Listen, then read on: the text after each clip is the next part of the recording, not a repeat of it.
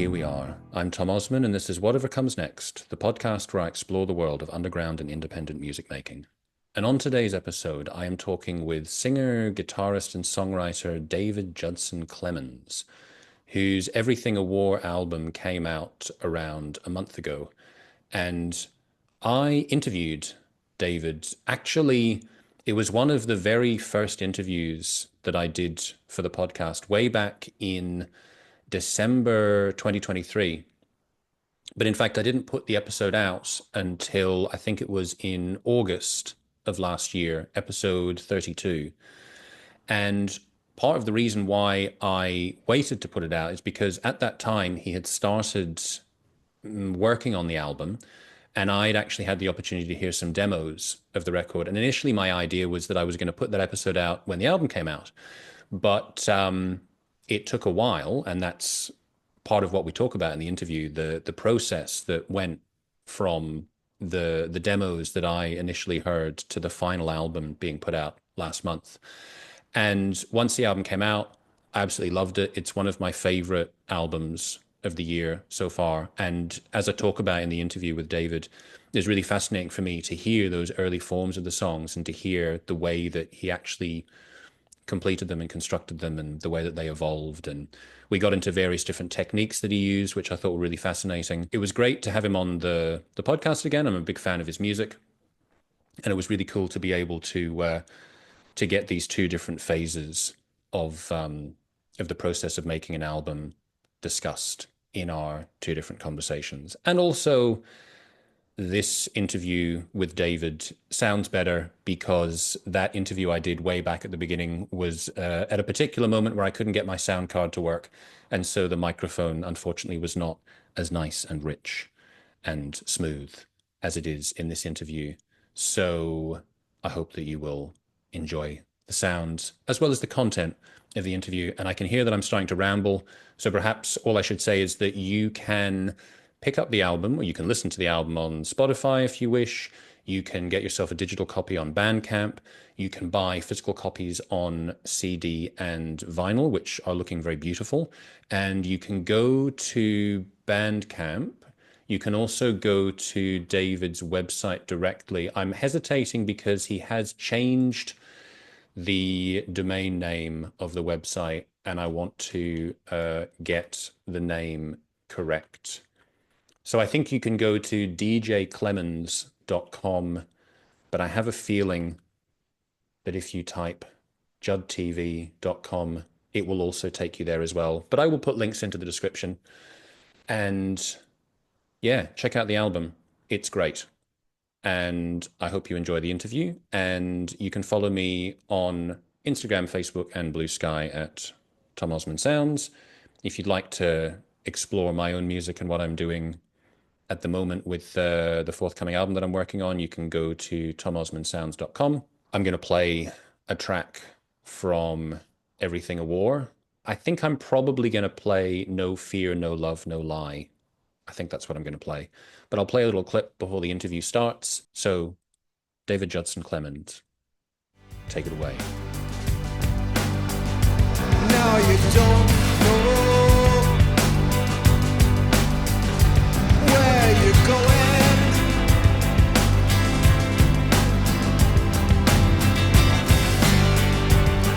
Don't know where you've been. Will you follow?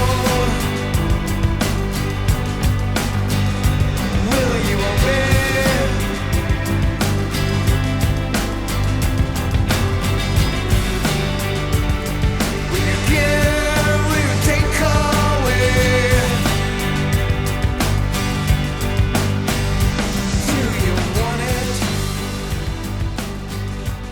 Excellent. Well, cool. Well, thank you for making the time again for me the second time.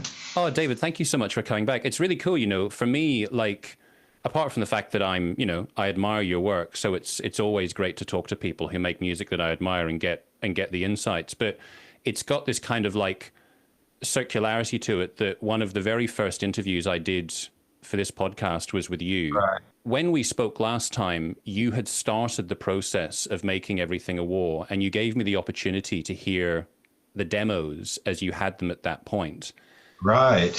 And now, like, I mean, it's almost what, 13, 14 months later, Yeah, now that the album's completed and you've released it. So it's great for me to have been able to hear part of that process where those songs were in a kind of an early form, and to hear them finally now completed. And for me, you know, I had no idea where you were going to take them. So it's such a transformation, and it's so great for me to be able to, and obviously, you know, because I wrote about the album and I love the album, I think it's tremendous. But it's also really exciting for me to have been able to hear them in those early sketched out forms and then go like, wow, this is what you did with them. I had no notion that that's where they were going to go. Yeah, me either, actually. Some of those changes were really, really right in the last minute. And it was like either this song is going to drop and we have to make another one, or the album's getting shorter, or something magical has to really happen. And we went through a lot of things. And some of those changes were like 10th draft and stuff, like before much longer versions or shorter. And yeah, and I have to say got a little bit lucky with the muses and the inspirational energies flying around. Got a little bit lucky there, because it really, some of the stuff that came in at the very last minute was just, I mean, I can't believe it. Like that, I would say the middle part of that one song, The Caves Below, it's like all of a sudden it goes from the slow tempo to this like doots, doots, doots, doots. Have you ever loved a river? And it's and it came, No, I know exactly what you're talking about. Yeah. yeah. And we had this part completely finished, and then it was pretty good. It was all, you know, you have those songs. You're a songwriter and musician yourself. You know, you have a lot of things, and you think, wow, they're all pretty good. They're pretty good.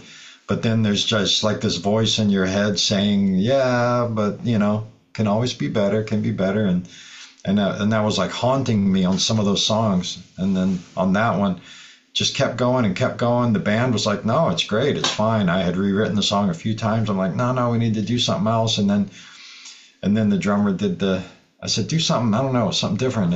And he did like Staying Alive beat, like Bee Gees all of a sudden. And at first I was like, oh God, that's terrible. Please stop, you know?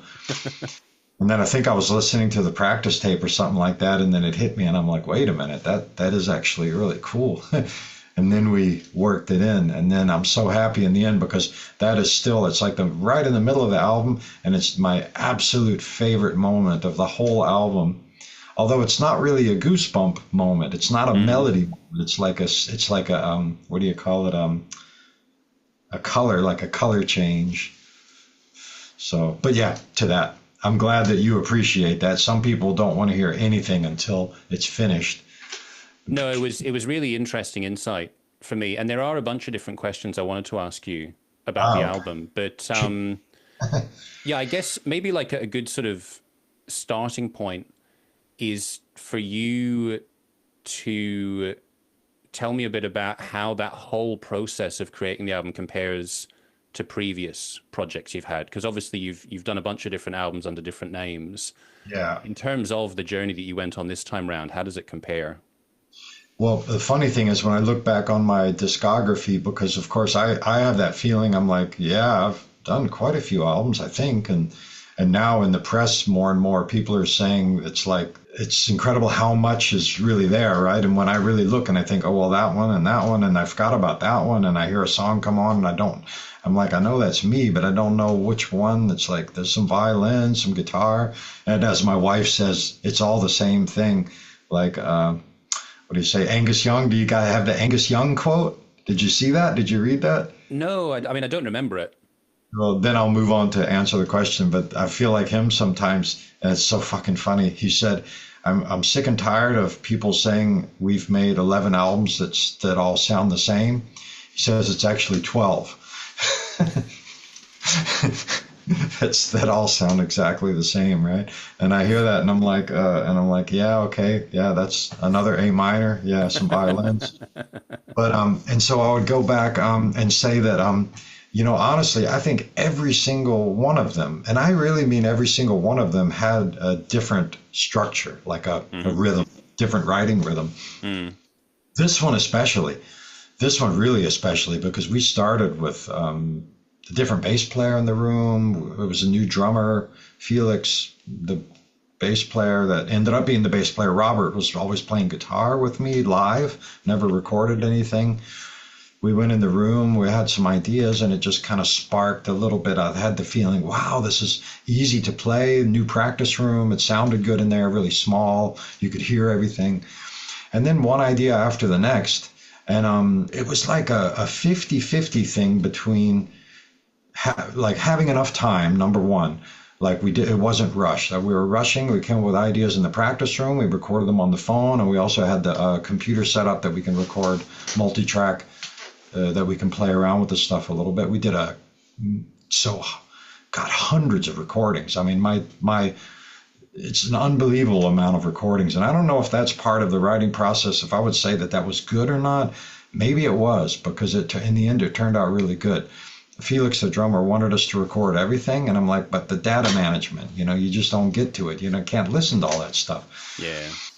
We did it. We tried. I tried to, when we came home from the practice, I would always really quickly try to work with a little bit, double the guitars, maybe redo the vocals in my shed at home and play around a little bit. And then what happened was it was like a 2-year process of just trying to mentally collect the very best sparks of every song idea. A few songs are thrown out. Maybe they come back later.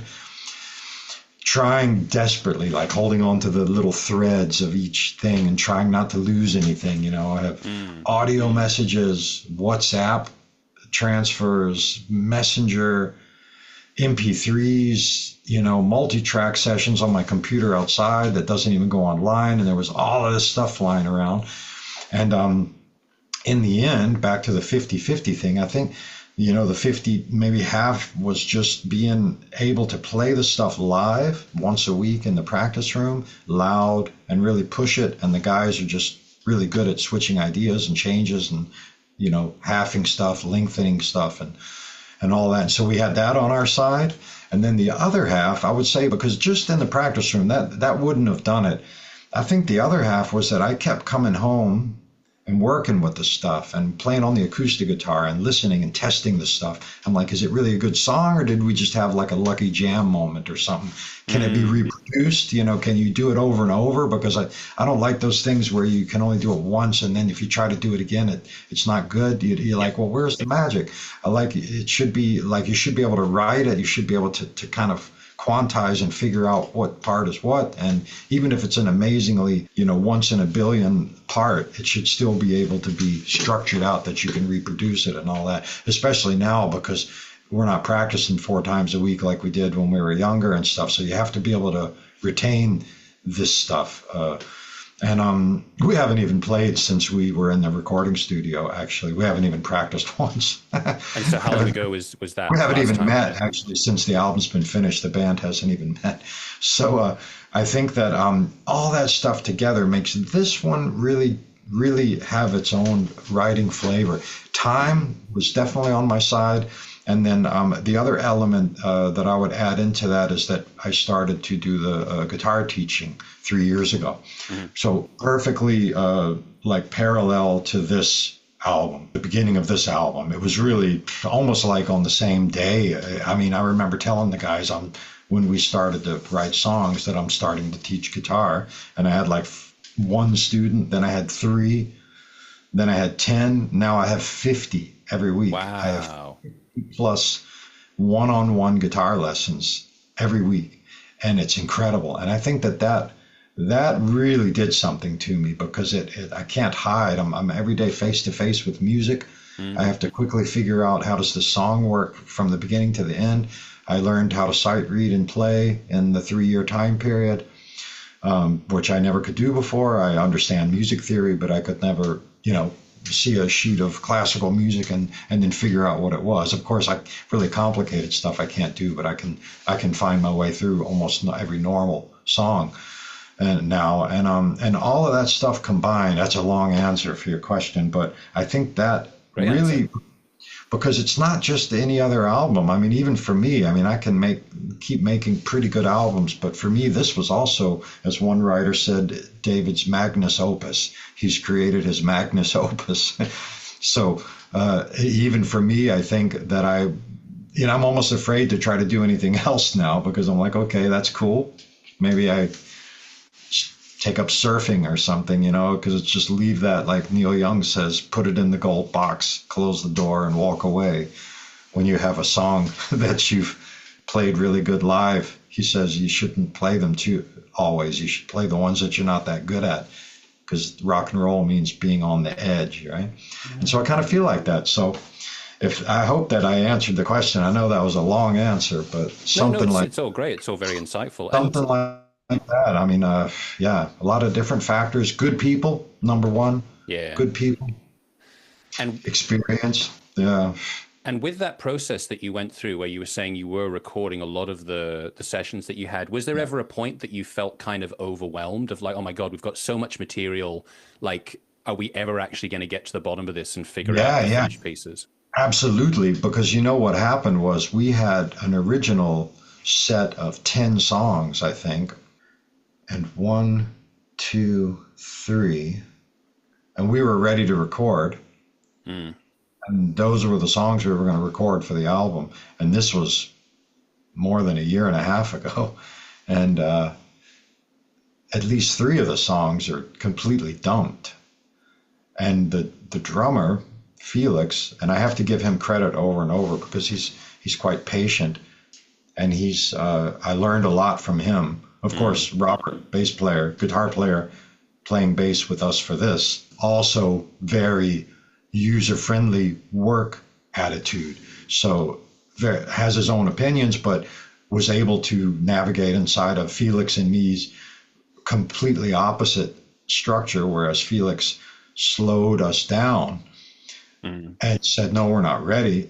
And me and Robert were frustrated, because we're like, hey, come on, man, rock and roll, let's go do an album, knock it out. And Felix was talking about, I can only do 3 songs at once, right? And me and Robert, and this is public information. I mean, we can talk about this too, because I give it to Felix, the drummer, as a compliment. Now, whereas then we were kind of like, and like the overwhelmed thing that you're asking, I'm like, and then everything's like, what the fuck, what's going on? This can take forever and all of that. And it was our only option. And then I looked at how long the 3 songs were, and it was like 10, 8, and 7. It was 25 minutes, I think. There's only 3 songs. And then I kind of like thought, okay, maybe it is kind of a lot, we should focus on it. And we've hyper-focused for like 3 months, and we only played those 3 songs. And then we went on to the next ones, right? And this was about the overwhelmed thing. And then all of a sudden, so much time had passed that the new songs were like totally different than the first 3. And we were like, I mean, they're really different. This is like going all over the place. And so I just kind of embraced it. And I said, okay, well, we have to kind of embrace this different thing. And then in the end, this feeling of being overwhelmed in between kind of went away with this German words coming in, Befreiung, this freeing up of time. And I put that in my bio and stuff, because at the beginning of the project, I didn't have that. That came from the work with Felix and Robert in the room, realizing, having a few examples showing me that, this really does work. And I have to give to Dan Volohoff as well, who we're actually not in touch at the moment, and I need to actually get in touch with him too, because he also slowed me down. And I would actually like to give him a compliment in that as well. He helped me as well.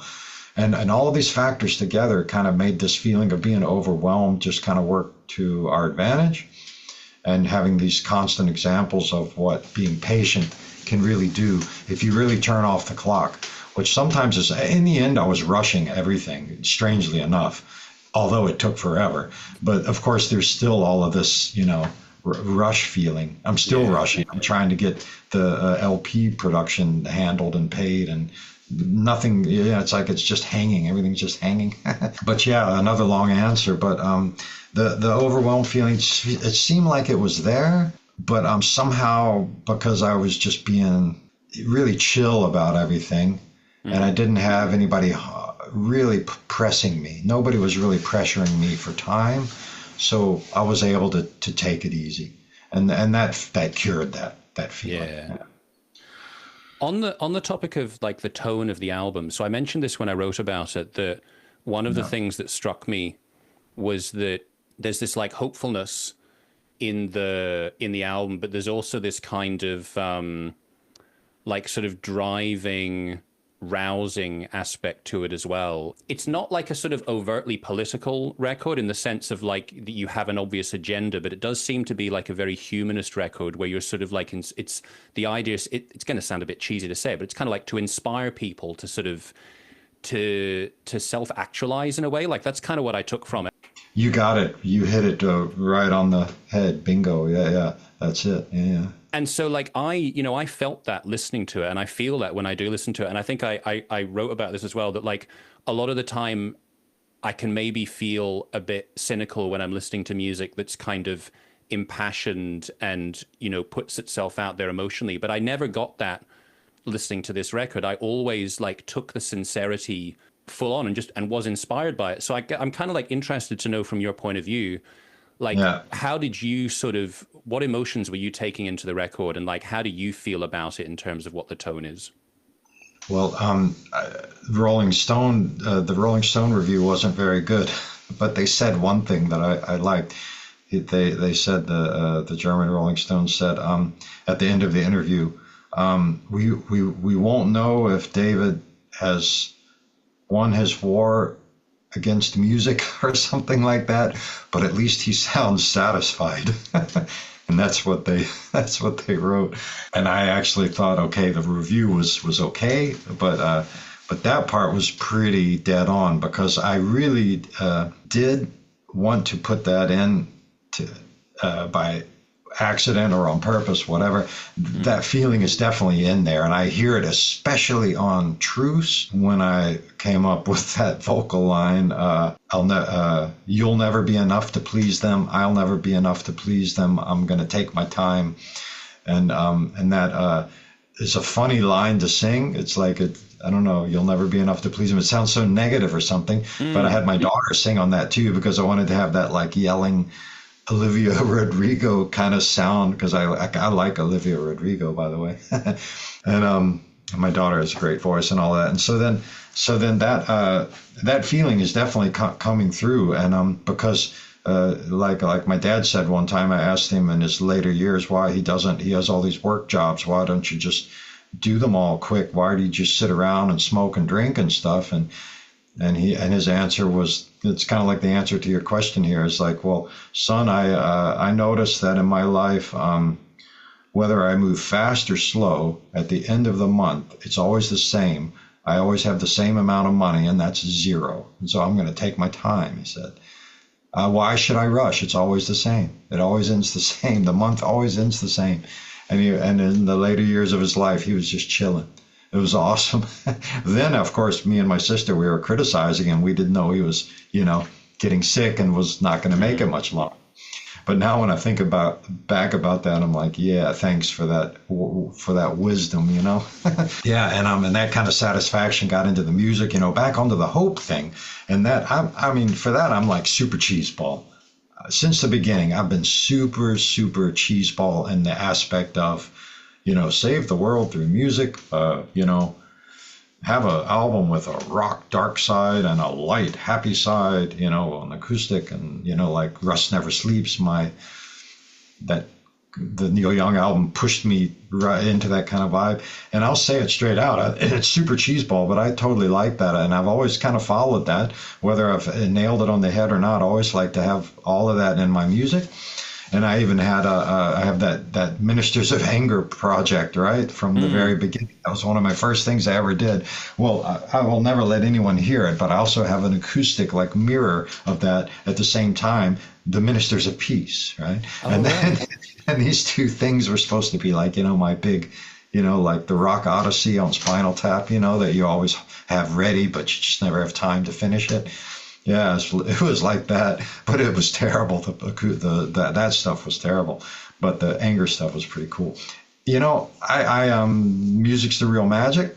I don't hide behind any rock star thing. In fact, I kind of don't want to do stuff like touring and stuff like that. Even if the album keeps doing well and stuff, I actually like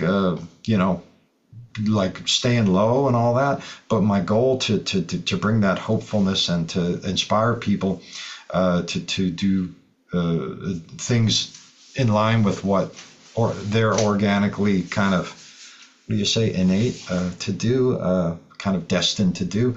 I try to put that all in there, and this is, I don't even know how many albums I've done, but I felt like this time lyrically and vocally I could kind of do that. And back to your point of without pointing fingers. I mean, I have friends on all political sides of, and I don't mean a few. I mean, my fan base, my family base, my friend base. I mean, it's just all across the board. It's like an even demographic of life in the United States, here and everywhere. And I mean, I have no business in creating some kind of a political agenda or advertising it to get in the middle of things that have been there long before these political platforms took place or whatever. I mean, I have people that that are 80 years plus that took care of me when I was a fucking baby. I don't care what they think politically. I don't. That's not my business, actually. And so I try to kind of inspire people, as cheeseball as it sounds, what they want. I don't know what they want. I don't know what they should do. I don't know what they're born to do. But there's a difference between just sitting around and not doing anything, or trying to follow your fate line, which everyone has. If you look closely and listen to those voices, the good voices, you can really do a lot. And that's why there's so many questions on the album. And I found that at the beginning, I'm like, oh, I can't keep doing that. All my lyrics are going to have question marks on them. And in the end, I'm like, well, okay, that's the theme of this album. But I can't hide from it. It's just what it is. I think almost every single song has questions in it. And that is actually the thing. It's like the teach a man to fish or give him fish kind of thing. So in this case, I'm in no place to tell anybody what they should do, but I feel like I can help them get on their way a little bit by saying, well, look, everyone told me don't do it because you're terrible. You're a terrible singer. Go back and get your job. I mean, everybody, whatever, family, girlfriends, whoever, whatever, even bandmates. And I just kept going. I kept doing it because I'm stubborn, totally stubborn, and trying to figure out tricks because I can't really sing, honestly. I'm not a singer. And that's funny because when I say that now, people laugh because, I mean, I am honest. You have to understand that I've been tricking singing like my whole life. And I got so good at tricking it now that I can kind of do it. Now I'm a singer, But I really have been kind of faking it the whole time. And I really had to play live a lot to where I could really sing live and reproduce it. But for many years, I couldn't really sing live properly. I was only trying to copy things that I did already. And I didn't have this freedom or anything. And so all that stubbornness and all that belongs all to the answer of that question of what the album, what ticks behind the album is that I really, and the number one thing is I did not try to take the songs in one direction or another. I haven't done that lately. I honestly, when I have it's not even an idea, it's an impulse. It's an impulse to play. And before I touch the guitar, I have to make sure I have a way to record something. That. It's frustrating if you make up something and then you don't have a way to capture it, right? And then I just let the impulses flow. I listen to a lot of headphones, earbuds on the bus. I take the bus. Honestly, that's an aspect to my songwriting. I have to be honest. A big aspect is that I don't have a car. I haven't driven a car. I haven't had a driver's license for 25 years. And I've never had a German license. My American license I lost about 5 or 6 years ago because I couldn't go back to renew it. But I haven't used it. I just kept renewing it, right? I haven't actually owned a car here ever, 25 years. And that means that everywhere I go, I'm either on the bike or I'm walking or I'm on the train or the bus, right? And everything except for the bike, I can listen to music and think and rearrange. And I stop sometimes. I'm walking. I very often walk instead of ride the bike, although it takes me longer, because then I can listen to music while I'm in motion. And I find that is a huge aspect of my songwriting, especially now on this album, because I really utilize that time to mentally organize the songs and the lyrics. My text notepad on my phone is full, and I use that for sending the stuff back and forth. And so I'm a little bit off your question here, but those are all aspects into how I got that. I'd say verbatim, one-to-one delivered, the idea of having hope and all of that in the music without trying to do it, but want to not bring people down and not want people to drink themselves to death, like just wanting it to be a good experience, like what I had when I put on The Grand Illusion as a teenager, and just, gone in the headphones, just gone. And I want to give that back. So that's how I got in there. Well, on the topic of the sound of the album, and this is partly also about your performances on it as well. And this was another thing for me that was really great about hearing those early demos and then hearing the final version, because there is like a kind of a grandiosity to it without it being overblown. Like I always I need to come up with a different example from Dream Theater, but it's like anytime I want to talk about anything kind of proggy that's in the extremely technical realm, I tend to like use Dream Theater as a reference point, because they're so, I don't necessarily want to say overblown, but there's so much going on. It's like such a sort of demonstration of technicality. Yeah. With you and with the album, like, and I've seen people mention prog, and I think I even mentioned, like, I brought up Pink Floyd when I wrote about the album. Yeah. There is like something in there that I think of as being prog, but it's not prog in the sense of like extremely over elaborate, but there's a certain kind of like scale to it.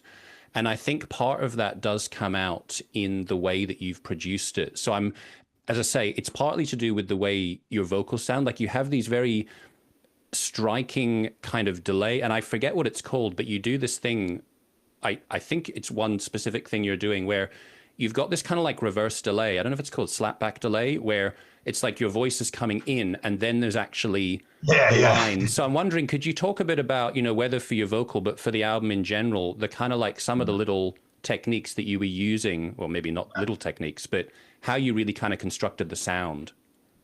Yeah, for sure. Yeah, but the technical thing, what you said about Dream Theater, that's kind of funny, because they were kind of like the pop prog until like Steven Wilson got really popular. Now he's kind of like the pop prog reference, like as far as the ones that kind of broke through, right? But I started recording in the 80s, right? And before computer recording, and so we used tape. And still do sometimes, not always, but sometimes. And I've taken some of those recording tricks into the computer world, and I've figured out how to do a few of them myself, right? But and that I don't want to give away too much, because there's a little bit of a DJC secret, right? But I figured out how to recreate one of the tape tricks that we would do that involved, running everything backwards and even flipping the tapes and stuff. And then you have to find the other tracks, like 2 goes to 23 and 3 goes to 22. And like there's some tricks in there, but it doesn't end there. It's like it's also in the point of what you choose to put the effect on, because you have to commit to it at that moment. And so I have been doing things like not only using my voice for the effects, but taking like maybe a clean guitar and maybe the female vocal or something else, like little things, and I put little other things in there too. And then I do a little bit of this 80s sauce special treatment, and then kind of move it in a way, also a little bit, but it creates this.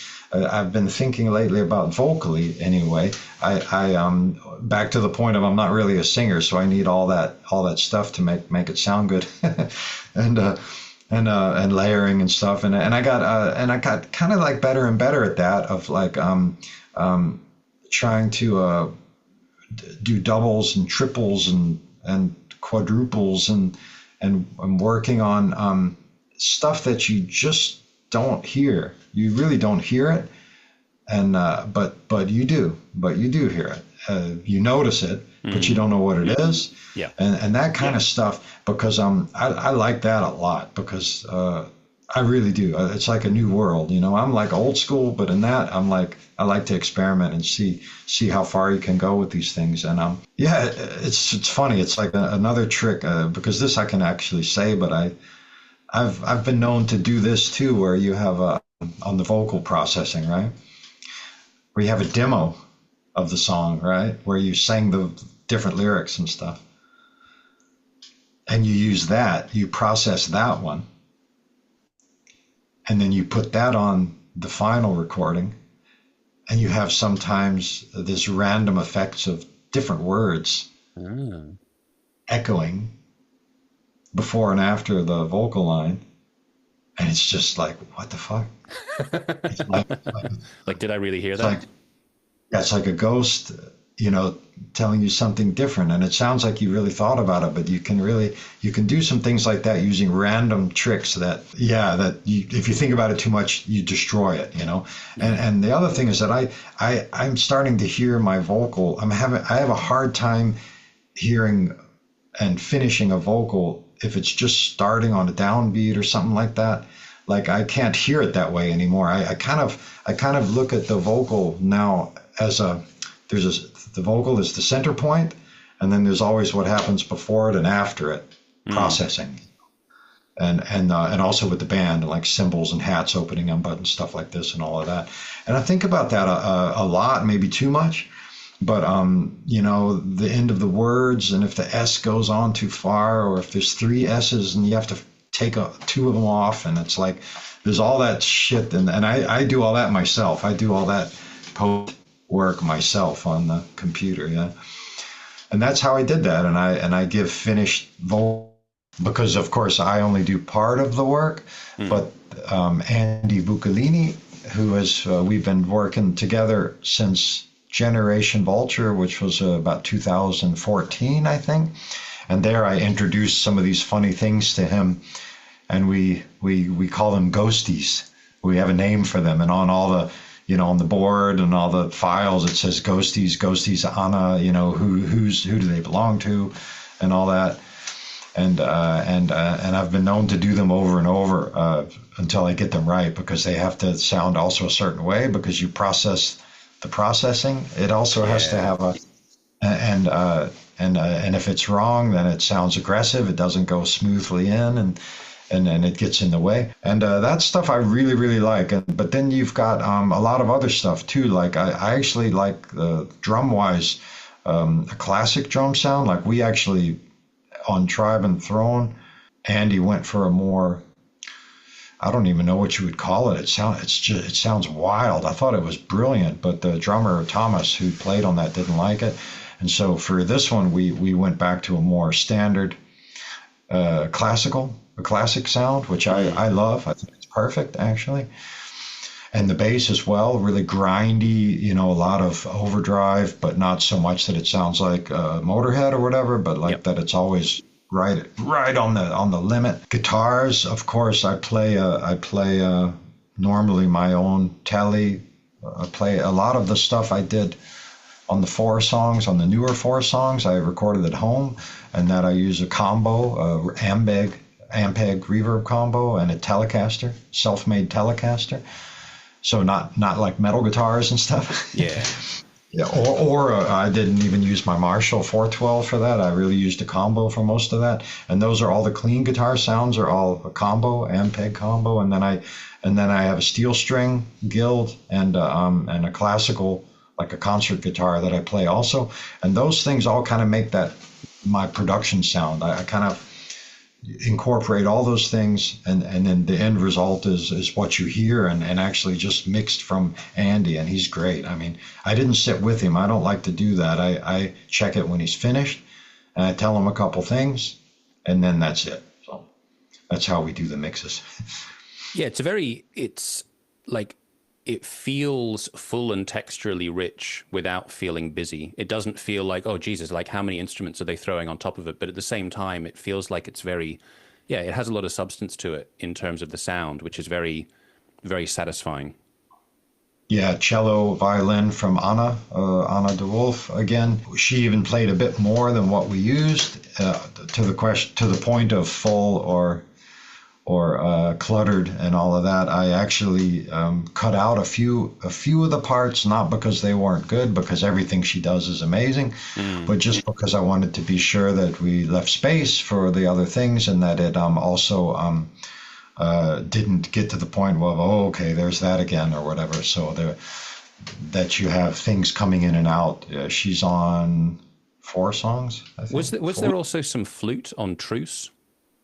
You know what that is? Hang on a second. That is slide guitar.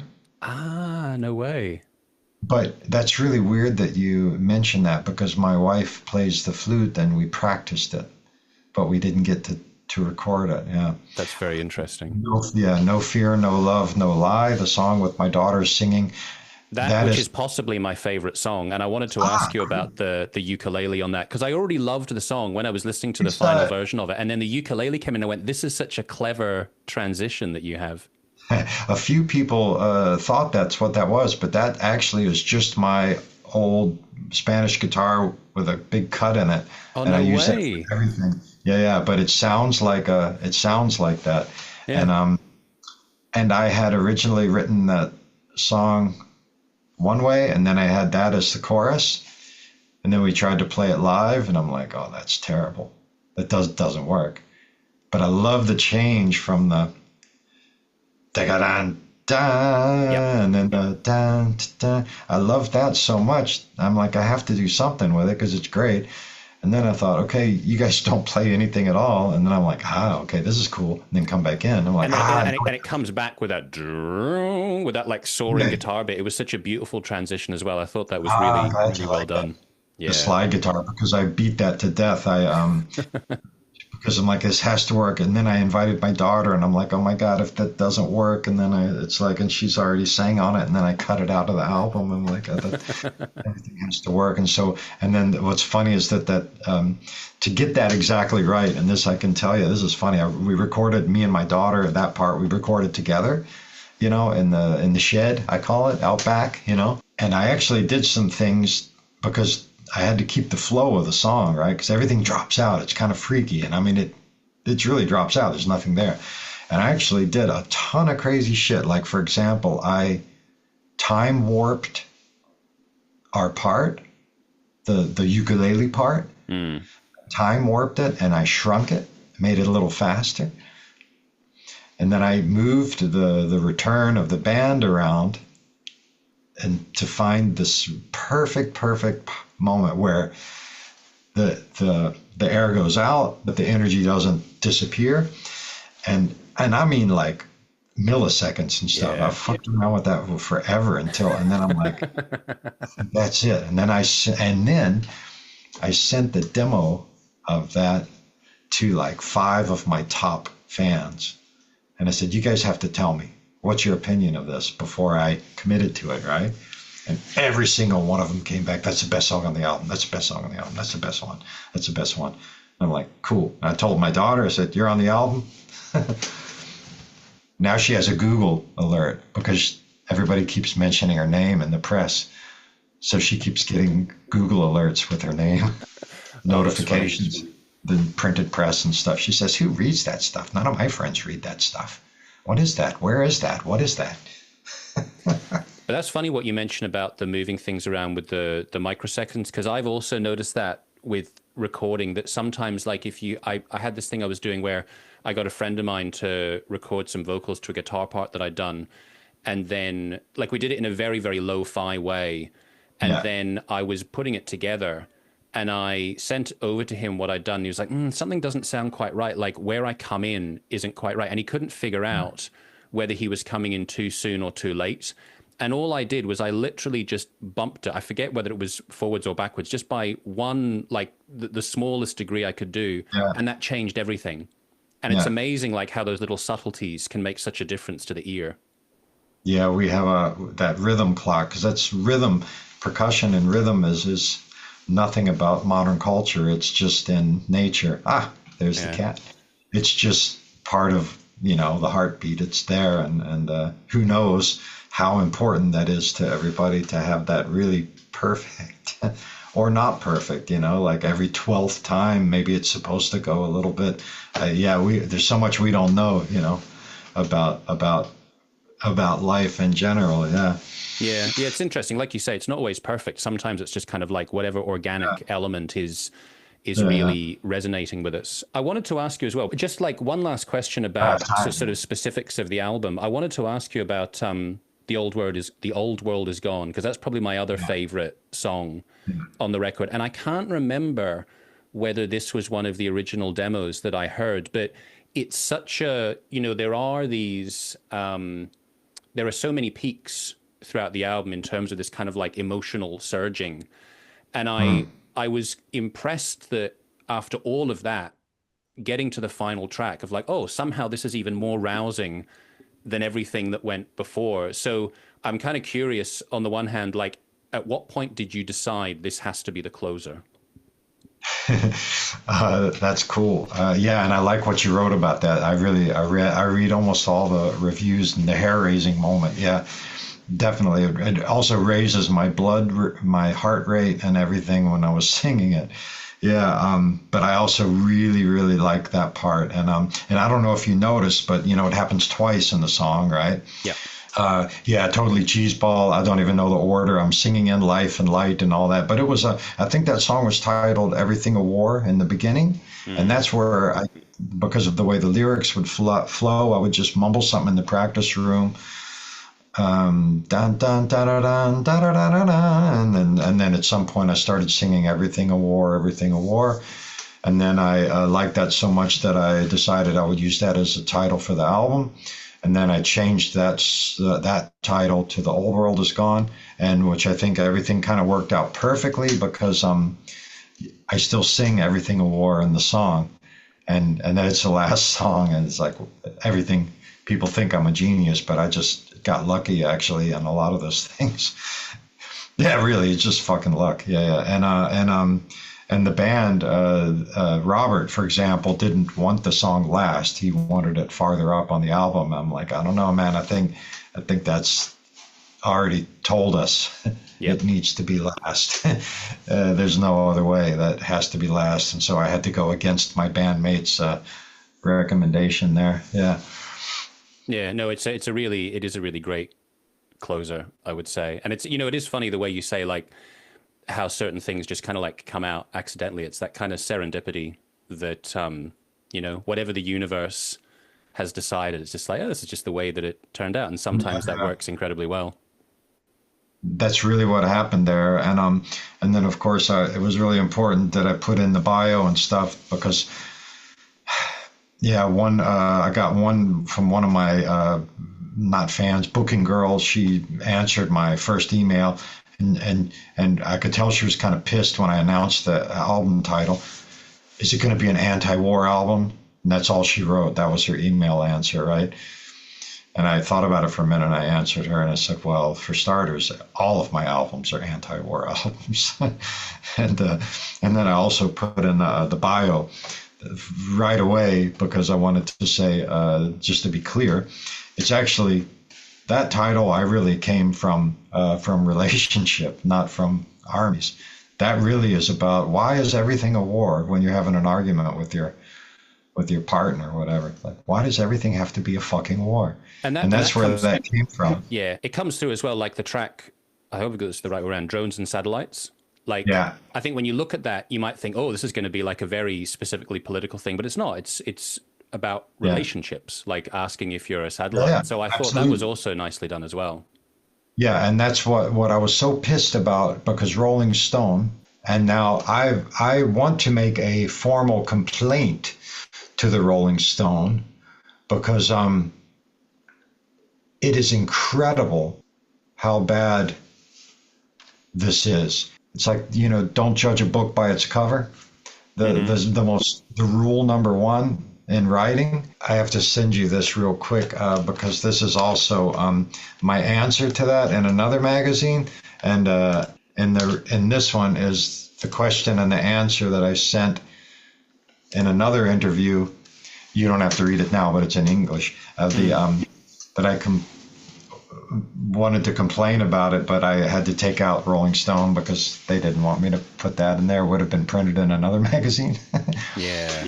But I just said really big and important one, right? And you can see because they asked what the songs are about, and I took that moment to say what another magazine talked about the songs being about by the titles of the songs.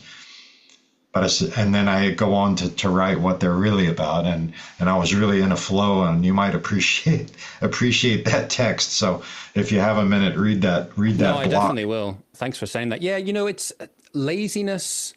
Writing laziness can be incredibly frustrating, and even to the point of being dishonest. I remember years ago I went to this little all-day festival in Glasgow, a music festival, and it had such an eclectic lineup. And the last two acts were Marilyn Manson, followed by Eminem. So you can imagine that like the crowd that were there for both was quite different. And when Eminem played, this would have been around about 2000. And so he was kind of at the height of his infamy, and like the sort of tabloid newspapers were up in arms because he had, various provocative elements. And one of the things that he was sometimes doing when he was playing live is he was coming on with a Jason hockey mask, and he had a chainsaw. Yeah. And so the day after the festival, I was in some corner shop and I saw they had some tabloid newspaper, and he was on, I think his picture was actually on the cover, and they had this thing where they said, oh, Eminem played and he did his routine where he comes on with a chainsaw. I was there. He didn't do it at all. So it was a fucking lie. And I was amazed. I thought, like, how could you just like be so brazen to write that when anyone who was there would know that didn't happen? Like, I presume the person just wasn't there, and they were like, fuck it, I'm going to write this. No one's going to care. Yeah. I was amazed. Wow. Yeah, that's like doing the weather 3 days in advance or something. Or was that, I don't know, that some funny Steve Martin movie and where he does the weather, but he just does it like 1 week in advance, and then he just fucks off. All right, I don't remember that, but like, you can't do the weather in advance. Yeah, it's like just says whatever and then fucks off. Yeah, so, but yeah, man. So I really appreciate you got so in depth with all of that, and with the review and being with me for so long. I really appreciate that. And of course, I should definitely send you. I don't know if you listen to CDs, but I mean, I should definitely send you one.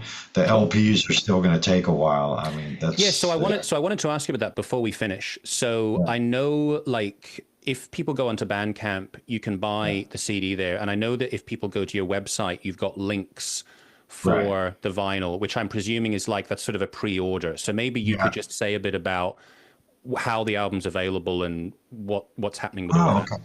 Well, the CDs they turned out really nice too. That's a double fold digipack with a full booklet, right? Like matte finish. They look really, really good. The best. That's like the best artwork I think I've ever had there. That's like double fold. I call that 6-panel, right? Where you no, it's really cool artwork as well. Full booklet, right? And then you've got the LPs coming too, and the LPs will be on it's like a silver transparent vinyl. And the package has a poster, a fold-out poster, a double fold-out poster. It's about I think they call that long A2. And then you've got all the lyrics on there and the image as well. So, and then that'll be in the price. It's included. The orders are in. I'm just waiting for the like delivery. I mean, that's going to be like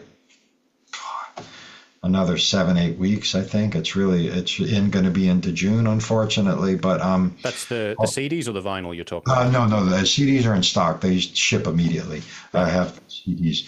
The LPs, the vinyl, Damn the Machine and the Damn the Machine debut and the Everything of War are both ordered and will come around the same time.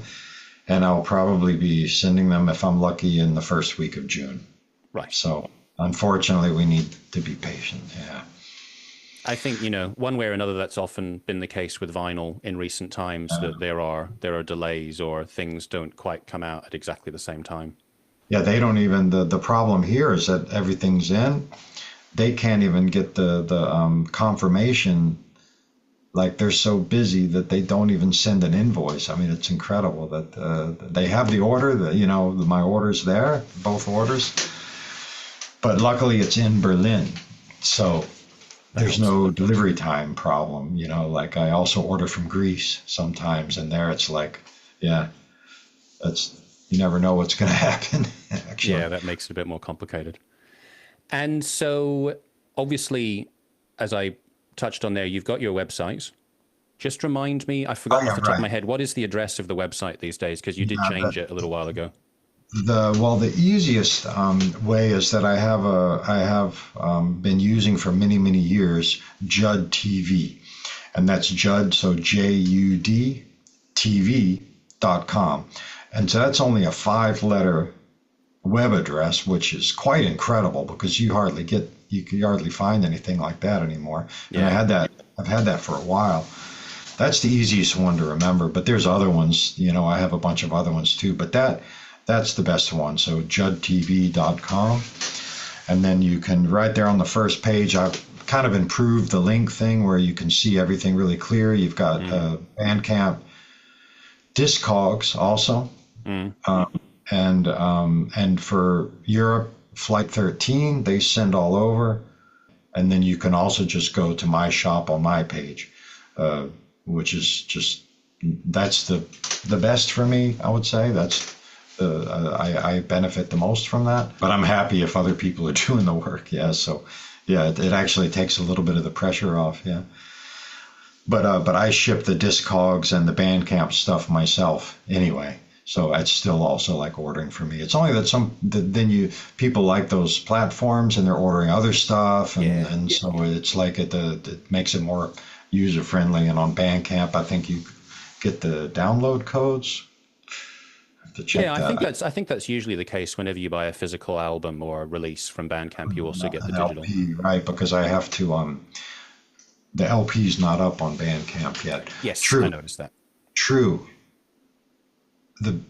Or Discogs. But it is on your website. There's a link on your website to the vinyl. Yeah, the LP is on my website. Yeah. Yeah, man. That's what's happening. Well, David, it was super cool to talk to you again. Totally wonderful.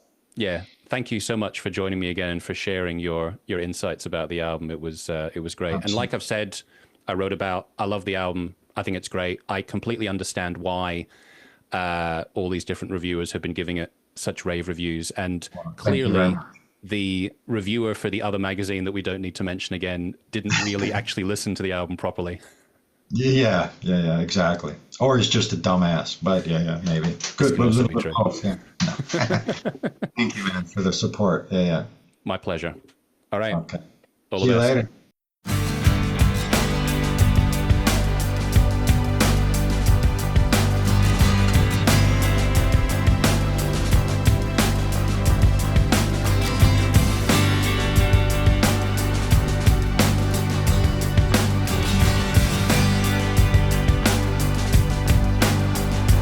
Now you don't know where you're going.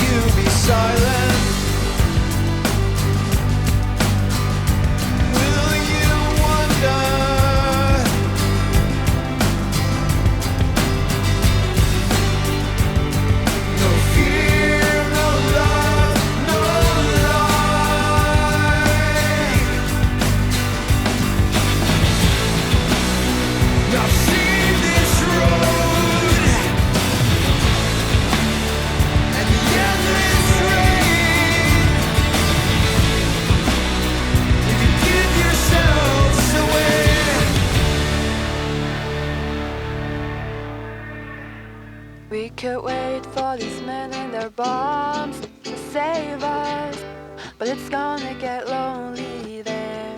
For those that are falling behind, we could try a little harder. For those that are falling behind.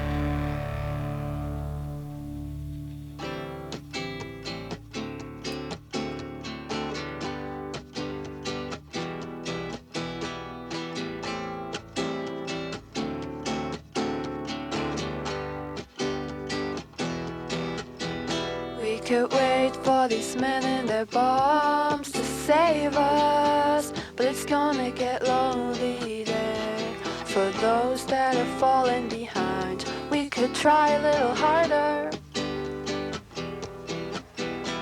For those that are falling behind, we could try a little harder. For those that are falling behind.